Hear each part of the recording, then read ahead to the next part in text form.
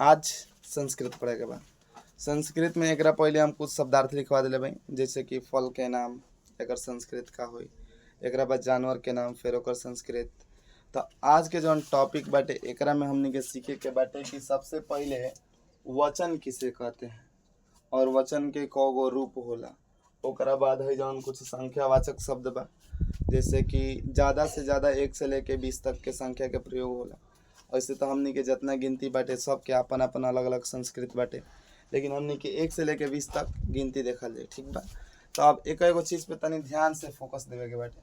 सबसे पहला बाटे कि वचन कहता है कि वचन जो है व्याकरण का वह भाग है जो किसी संज्ञा, सर्वनाम, विशेषण या क्रिया के द्वारा बताई गई संख्या को दर्शाता है। मतलब कहे कि ई भइल कि वचन के द्वारा हमनी के संख्या के पता चलेला, कौनो वस्तु कतना बाटे ओकरा से अगर ओकर संख्या के बारे में जानकारी मिलता तो ओकरा के वचन कहल जा। जैसे हम कहतनी रामू 5 भेड़ चरा रहा है, तो एकरा में जन 5 भेड़ बाटे एगो संख्या बताता कि रामू के पास कौगो भेड़ बा, 5 गो। तो एजवा जवन हमनी के संख्या बता रहल बा 5 भेड़, एकरा के हमनी के वचन कहल जा, ठीक बाटे। एकर मतलब नोट में भी ये लिखल बाटे कि वचन संख्या को दर्शाता है। अगर हमनी के संख्या के दर्शावे के बाद तो ओकरा खातिर वचन के प्रयोग करम जा। एग्जाम्पल में ले लिहल जाओ 1, 2, 400 इत्यादि, और भी बहुत सारा चीज बाटे। कुछ हो सकता है जौन से संख्या के बोध हो, जैसे हम 10 कह सकतनी, 12 कह सकतनी, चाहे 25 कह सकतनी। ये सब का हटे संख्या ना हटे, जौन से हमनी के संख्या यानी कि नंबर के बोध हो रहा बा, ओकरा के कहल जाला संख्या। अब देखो संस्कृत में ये तरी हिंदी में जौन वचन बा हमनी के 2 गो होला, एगो एक वचन और एगो बहुवचन। एक वचन में एक व्यक्ति या एक वस्तु के बोध होई, जबकि बहुवचन में 1 से अधिक मतलब कि 2 या 2 से अधिक व्यक्ति वस्तु के बोध होई। लेकिन संस्कृत के आपन कुछ अलग हिसाब रहेला। एकर मतलब कि जौन बोरिया बिस्तर बाटे उ कुछ अलग बाटे। तो संस्कृत में जौन वचन बाटे उ हमनी के 3 गो होला। संस्कृत में वचन कौ गो होला? 3 गो। एक वचन जिस वचन से एक व्यक्ति, वस्तु, स्थान आदि का बोध होता है। मतलब कि जौना वचन से एगो व्यक्ति के, चाहे वस्तु के, चाहे स्थान के बोध होई तो ओकरा के हमनी के कहम जा एक वचन। जैसे कि एक लड़का, कुत्ता, अगर एह तरीका से हमनी के कहते हैं जब कुत्ता तो एगो कुत्ता के बोध होला। लेकिन बहुत सारा जब कहम जा कि कुत्ते दौड़ रहे हैं तो एकरा में बहुत सारा कुत्ता के बोध हो जाई। तो जब एह तरह लिखल है सिंपल कुत्ता, तो एकरा से हमनी के एगो कुत्ता के समझे के बा। आदमी तो एगो आदमी, लड़की से तो एगो लड़की के बोध होता, चुड़ैल तो एगो चुड़ैल के बोध होता। अब हमने कहम जा कि ओजा देखनी ही बहुत सारी चुड़ैल बैठे रही सन, तो बहुत सारी चुड़ैल मतलब बहुवचन है जी, ठीक बा।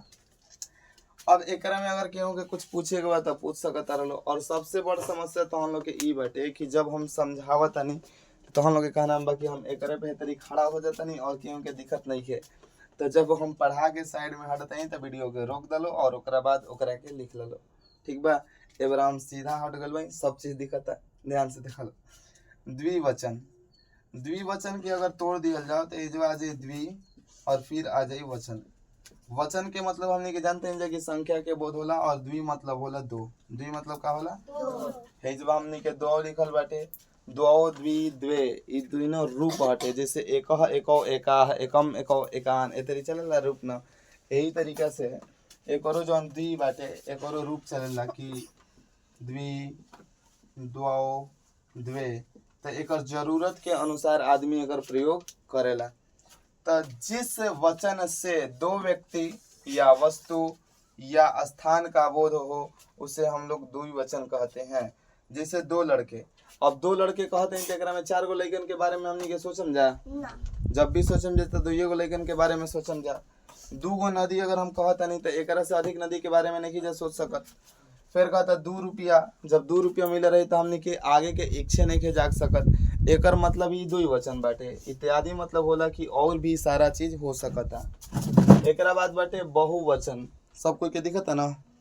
बहुवचन के मतलब होला कि जिस वचन से 2 से अधिक व्यक्ति, वस्तु या स्थान, 2 से अधिक रहे के चाहिए। कितना रहे के चाहिए? 2 से अधिक। कैसे कि अभी हमने के सीखनी जा कि अगर 2 गो रही तो ओकरा के द्विवचन कहम जा, जब 2 गो से अधिक रही तो ओकरा के बहुवचन कहल जाए।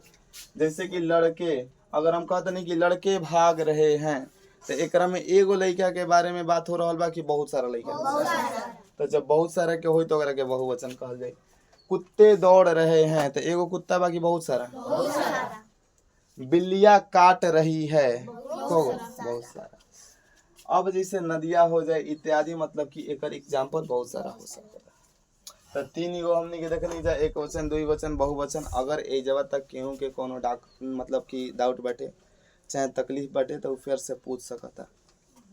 अगर नहीं के तकलीफ तो फिर आगे देखल जाओ। संख्यावाचक शब्दाह, शब्दाह में एजवा दा लिख के फिर 2 गो हलंत लगावल बा। एकर मतलब कि एगो शब्द के बारे में बात नहीं क्यों हो रहा, बहुत सारा शब्द के बारे में बात। जैसे एक मतलब एक होला, 2 मतलब 2, 3 मतलब 3, 4 मतलब 4, 5 मतलब 5, 6 मतलब 6, 7 मतलब 7, 8 या 8 मतलब 8, 9 मतलब 9, 10 मतलब 10। एकादश माने 11, द्वादश माने 12, त्रयोदश 13, चतुर्दश 14, पंचदश 15, षोडश 16, सप्तदश 17, अष्टादश 18। अब 19 के 3 गो होला, 9 10 भी कह सकते हैं जा। एकोन विंशति या उनविंशति, ये तीनों के मतलब 19 होला और विंशति के मतलब होला हमने के 20। और एक जगह तक तो हम लोग के याद रह के चाहिए 20 तक। एक बाद कल हमने के इंग्लिश चले।